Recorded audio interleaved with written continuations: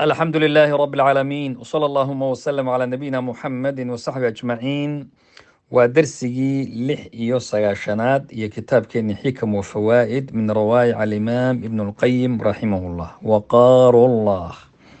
هل كان الشيخ وكشيغ يا معلومة أما حكمة عوان لغة دقي وينين الرب سبحانه وتعالى لو تمكن وقار الله وعظمته في قلب العبد لما تجرأ على معاصيه. haddii allah subxaana wa tacaala weyneyntiisu iyo cadamadiisu qofka addoonka qalbigiisa ku weynaato, addoonkaasi kuma dhiiran karo macsiyada ilaahay subxaana wa tacaala.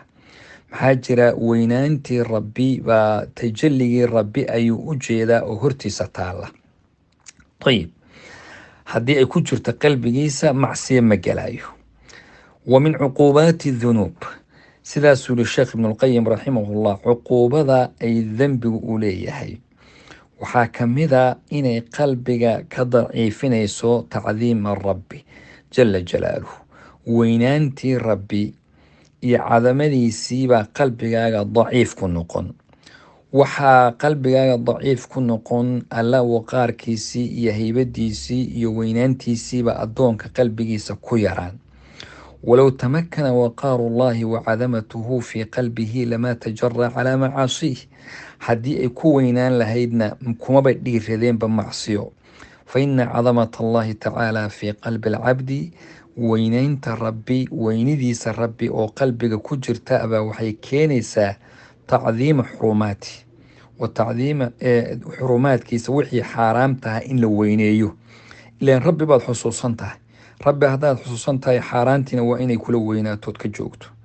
xurumaadka tacdiimkoodooda weynaysana yaxuulu baynahu wa bayna dunuub, waxay kala dhexgelaysaa qofka iyo dembiga inaad ku dhacdo. maxaa jira intaasoo shay oo weyn baa ka sokeeya. allah subxaanahu wa tacaala baa ka muuqda oo qalbiga ku haysaa.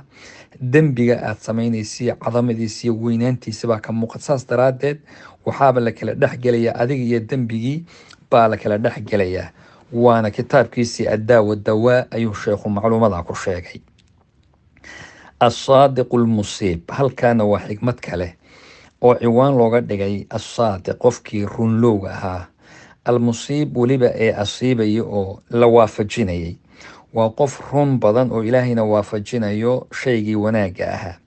faman saxiba alkitaaba wasunna, qofkii kitaabka alle saaxiib la noqda iyo sunnada rasuulka qofkii saaxiib la noqda, naftiisa iyo khalqigana ka gaabsada, bimacnaa aan naftiisa xumaanta ay rabto ku raacin, khalqiga iyo makhluuqaadka iyo dheehidooda iyo dhexboodidooda iyo xumaanta la dhexboodana ka fogaada.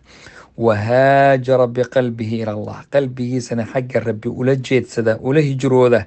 hijradu waa xumaanta oo laga taga intuu ka tago wanaagii xagga rabbi la aada.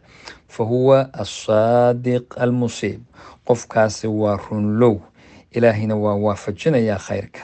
kitaabkiisa sheekhu wuxuu ku sheegay madaarij assaalikiin bayna manaasil iyaaka nacbudu wa iyaaka nastaciin. kitaabkiisaasuu macluumadan ku sheegay. ayib, culimada islaamka mid ka midaba wuxuu yidhi, qofka naftiisa laazimiya, ibnu cataa, man alzama nafsahu aadaaba sunna, qofka naftiisa laazimiya, bimacnaa laazimiya ku qasba oo ku laazimiya inay aadaabtii sunnada la timaado, nawara allahu qalbahu binuuri lmacrifa, ilaahay baa subxaanahu wa tacaala ku nuurinaya qalbigiisa nuurka macrifada ayuu alla ku nuurka garashada ayuu alla ku nuurinayaa.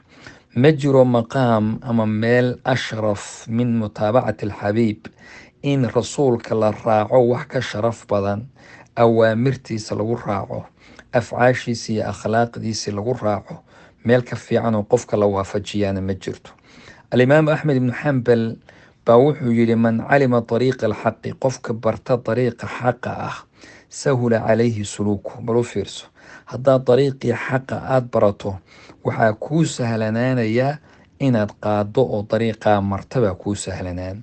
walaa daliila cala ariiqi ila allahi, dariiqaasna waddo ku tusinaysaay oo kale ma jirto ilaa bimutaabacati rasuuli sala allahu caleyhi wasalam, in rasuulka la raaco oo waddadiisii la raaco, axwaashiisii, aqwaashiisii, qowlkiisii, ficilkiisii lagu raaco baa iyadan taa ku gaadhsiin karta. wa kullu man cadala can itibaaci sunna ay sunnati rasuuli sala allahu calayhi waaalih wasalam, qof kasta oo ka dheeraaday ama ka fogaaday ama ka leexda sunnada rasuulka inuu raaco loo fiirso, in kaana caaliman biha, hadduu qofkaasi qof aqoon la uu yahay, uguna tala gashay sunnadii rasuulka inaad garab marto, fa huwa maqduubun calayhi, qofkaasi waa maqduub, qof loo cadhooday ogow, almaqduubi calayhim. wa ilaa hadduusan garanaynin uu jaahil u yahayna, fa huwa daalun, qofkaasi waa mid dhunsan ogow. labadaas sifo waxaa kale leh yahuudda iyo kiristiyaanka oo nasaarada abaa kale leh. alyahuud dad culimo abay ahaayeen oo wax garanaya, almaqduubi calayhim waa kuwa loo cadhooday wey. waladaaliin iyagu waa nasaarada oo jahli iyagoon waxba garanaynin bay dhahayn ilaahay baan caabudaynaa. marka qofkaas hadduu cilmi leeyahayna yahuud buu wadada sifadeedii qaatay, hadduusan cilmi lahayna nasaara iyo christian ayuu wadadoodii qaatay. ilaahay subxaanahu watacaala hayna badbaadiyo, kuwa qowlkooda iyo ficilkoodu iswaafaqana allah ka yeelo, kitaabka alleh iyo sunnadiisana ilaahay subxaanahu watacaala kuwa ku dhaqma haynaga dhigo. jazaakum allahu khayr, baarak allah fiikum.